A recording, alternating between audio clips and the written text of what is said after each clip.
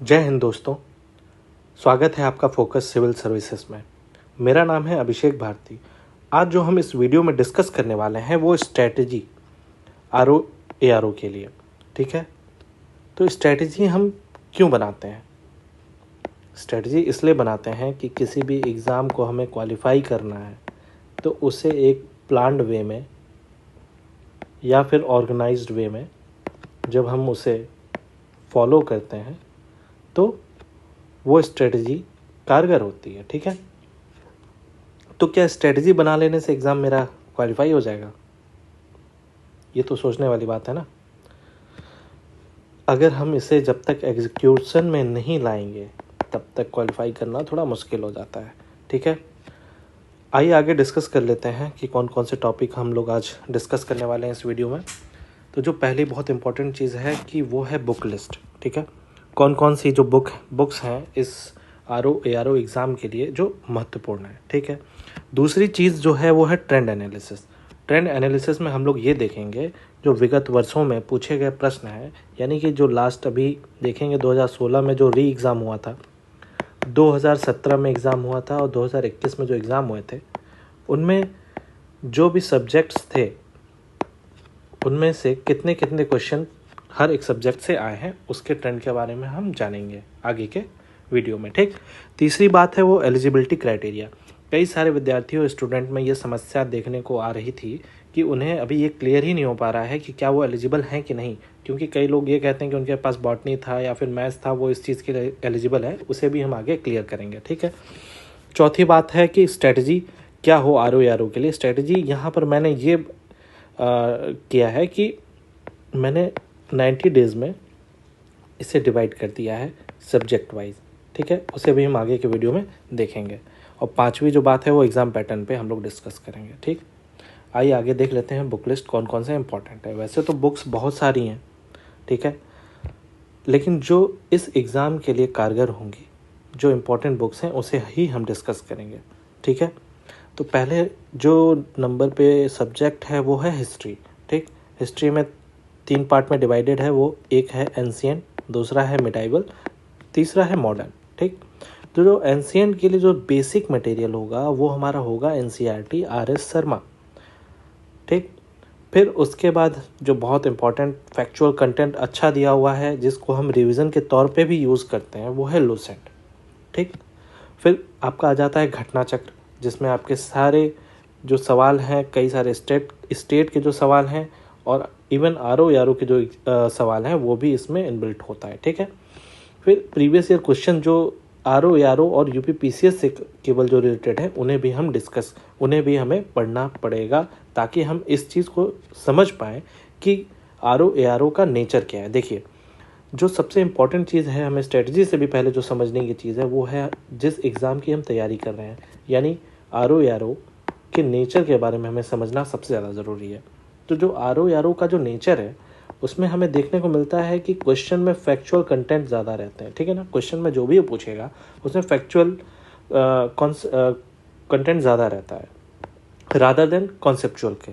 ठीक, और दूसरी चीज़ हमें देखने को मिलता है कि रिपीटेड क्वेश्चन भी आते हैं, लेकिन अब बात यह है कि पहले जो पूछे जाते थे और जो अब पूछे जा रहे हैं उसमें डिफरेंस क्या है। डिफरेंस ये देखने को मिल रहा है हमें, जो पहले रिपीटेड क्वेश्चन हमें 60 से 70% मिल जाते थे, अब वो लेसर साइड में चले गए हैं और थोड़ा फैक्चुअल कंटेंट से वो कॉन्सेप्चुअल क्लैरिटी की तरफ जा रहे हैं। ठीक है, तो ये जो शिफ्ट है, अगर हम ये समझ पाएंगे तभी इस एग्ज़ाम को क्वालिफाई कर पाएंगे। ठीक, आइए दूसरा सब्जेक्ट को डिस्कस कर लेते हैं। दूसरा सब्जेक्ट है मिडाइवल हिस्ट्री।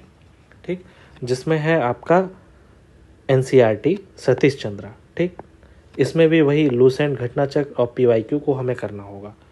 तीसरा सब्जेक्ट है मॉडर्न हिस्ट्री।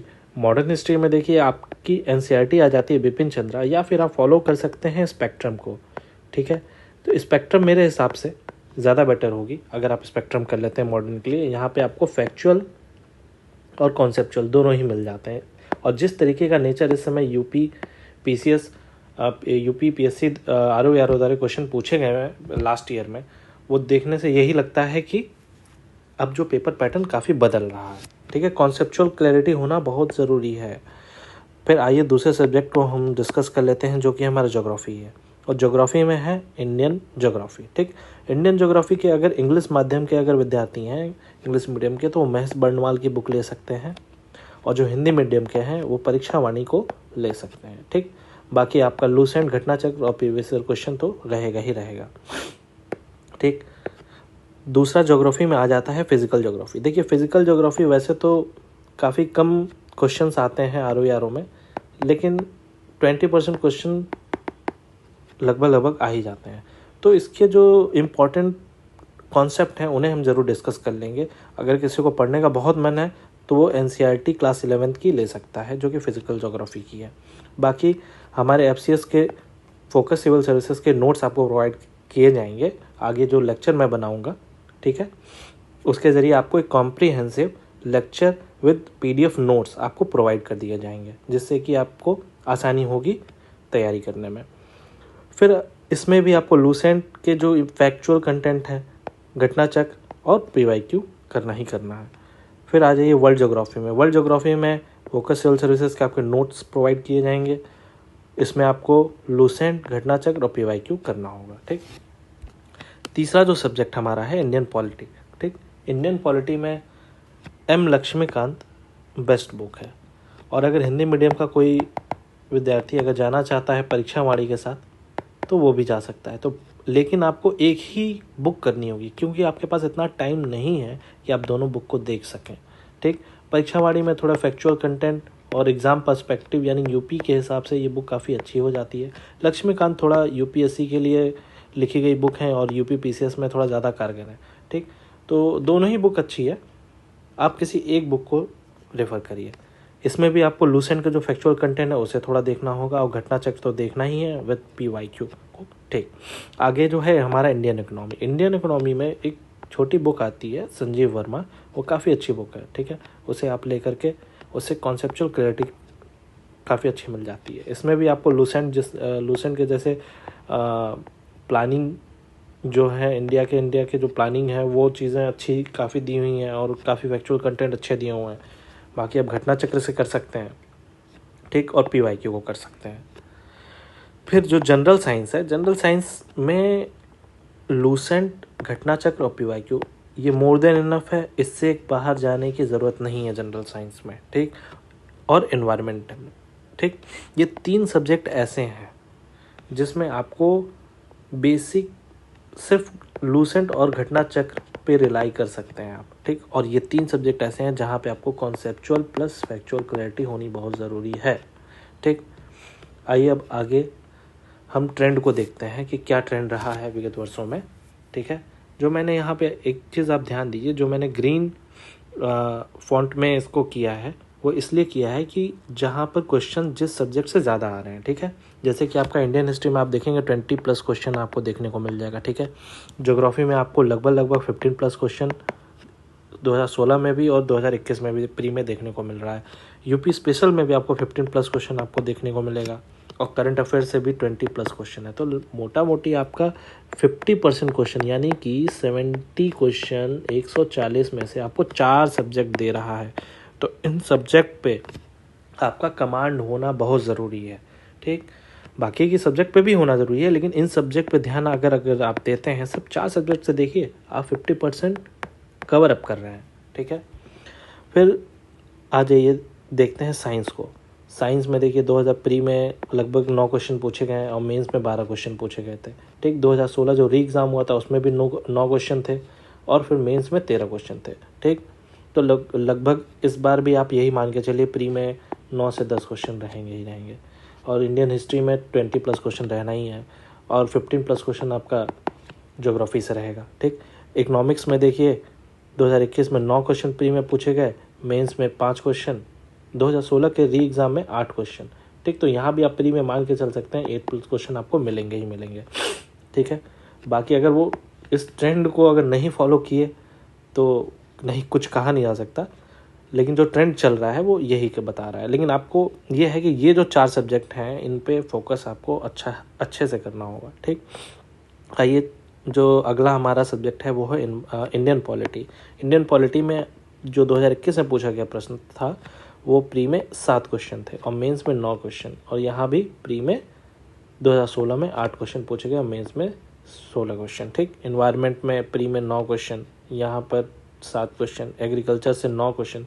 ठीक, फिर आपका पॉपुलेशन से भी क्वेश्चन पूछ रहे हैं, लेकिन सेंसस जो है अब थोड़ा रेलेवेंसी थोड़ी कम हो रही है। ठीक है, क्योंकि 2021 में आपका सेंसस होना था, जो कि अभी 2023 तक नहीं हो पाया है, और अभी ऐसा लगता है कि आगे हो पाना भी थोड़ा मुश्किल है, तो इसलिए यहाँ से क्वेश्चन थोड़ा बन पाना थोड़ा मुश्किल लग रहा है मुझे।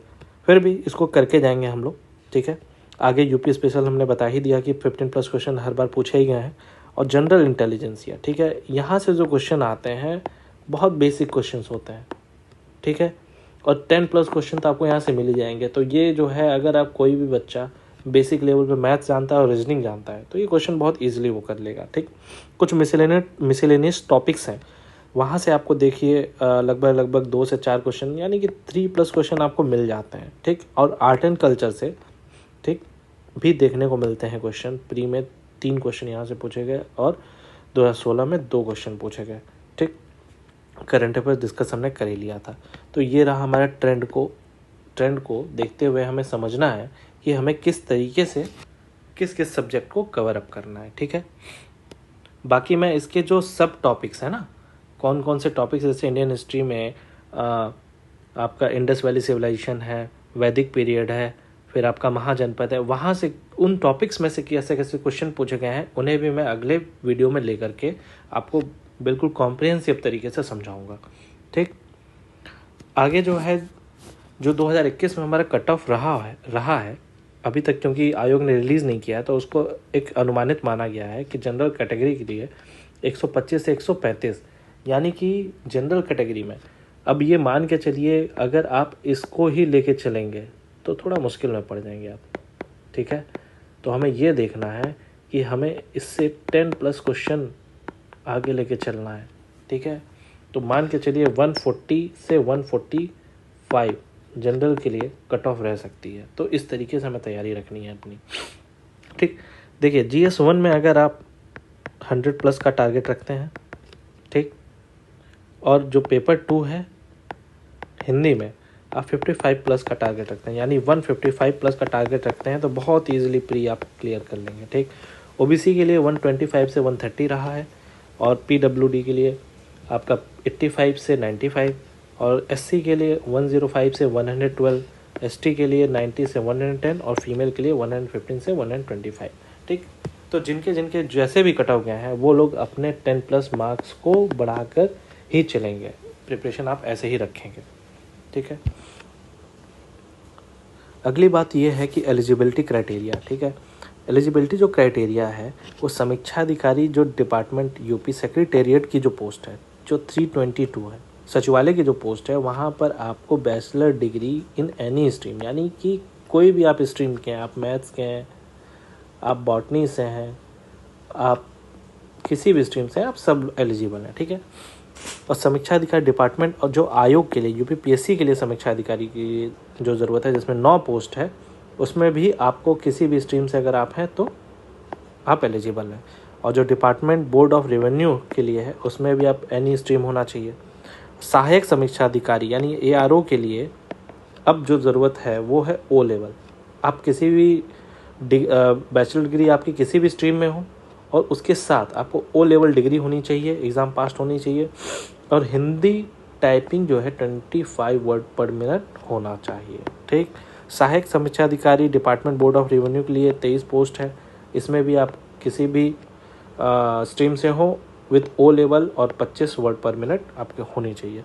सहायक समीक्षा अधिकारी डिपार्टमेंट यूपी PSC के लिए 13 पोस्ट हैं, इसमें भी आप किसी भी स्ट्रीम से O लेवल 25 वर्ड पर मिनट। ठीक, सहायक समीक्षा अधिकारी डिपार्टमेंट यूपी PSC अकाउंट्स के लिए, यहाँ पर आपको सिर्फ कॉमर्स देखने को मिलता है, यानी BCom आपका बैचलर डिग्री में होनी चाहिए। ठीक, ये रहा आपका एलिजिबिलिटी क्राइटेरिया। अब कोई कन्फ्यूज़न यहाँ से नहीं होना चाहिए।